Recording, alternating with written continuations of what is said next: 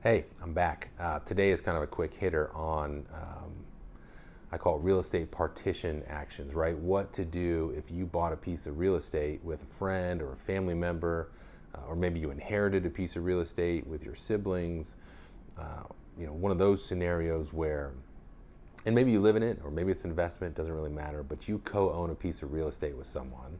There's nothing in writing that says how decisions are going to be made, and you and your co-owner suddenly find yourselves unable to agree on what to do with the real estate. Maybe you want to sell it, maybe they want to hold on to it, maybe you want to buy it but they don't want to sell it, maybe you want to refinance it but they won't cooperate. Whatever it is, you find yourselves kind of at an impasse with respect to this real estate and not sure how to move forward. Well, you really have three options.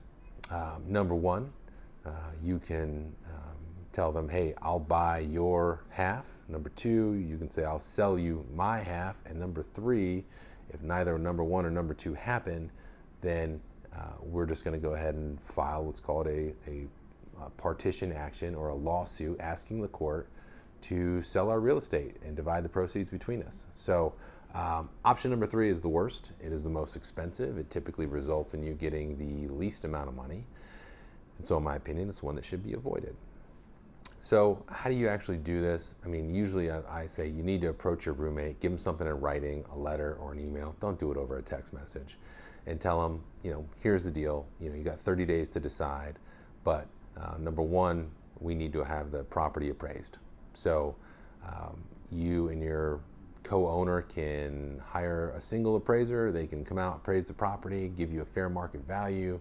And then it's just either you're buying your co-owner's half for half of that value, or they're buying your half for half of that value. And that's the easiest way to do it. That's the simplest way to do it. If you got one of those co-owners who won't agree on anything, won't even agree on an appraiser, then you say, great, I'll hire an appraiser, you hire an appraiser, and so long as they're within 10% of each other, we can just average out the two appraisals and come up with a fair market value. If they're farther apart than 10%, first of all, that would be not typical, so not a great result. But if they are farther apart, then either the two of you agree on a third appraiser, or ask the two appraisers to agree or recommend a third appraiser, who then appraises the property, and that's your value. Now look, every time you have that property appraised, it's going to cost you money. I mean, here in Ohio, you're usually somewhere, I don't know, $500 to $800, somewhere in there for at least a residential appraisal. Could be more where you're at. So, if you're trying to keep costs down, minimize your appraisals. But your appraisal sets the value of the property.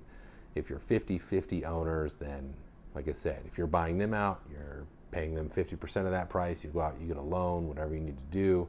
If they're buying you out, then they pay you 50%. You wash your hands, and you guys are good. That should end the relationship. That should leave the property being owned by only one of you, and should solve the problem. Now, if you got one of those co-owners who just won't agree, won't move forward, maybe they got the appraisal, but they won't move forward with either the sale or the purchase, then you're stuck filing that action, that partition lawsuit. Use an attorney to do that. Don't try to do this on your own. But go ahead, get it filed.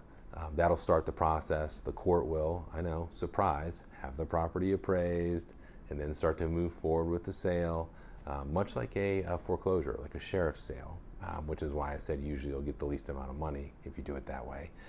But in my experience, once you start that process, if you've got one of those co-owners who previously wouldn't make a decision, filing that lawsuit's going to motivate them to go ahead and pick a direction, whether it's buying you out or selling their half to you. But either way, rarely do you actually go all the way through the partition action. A lot of times you just need to file it.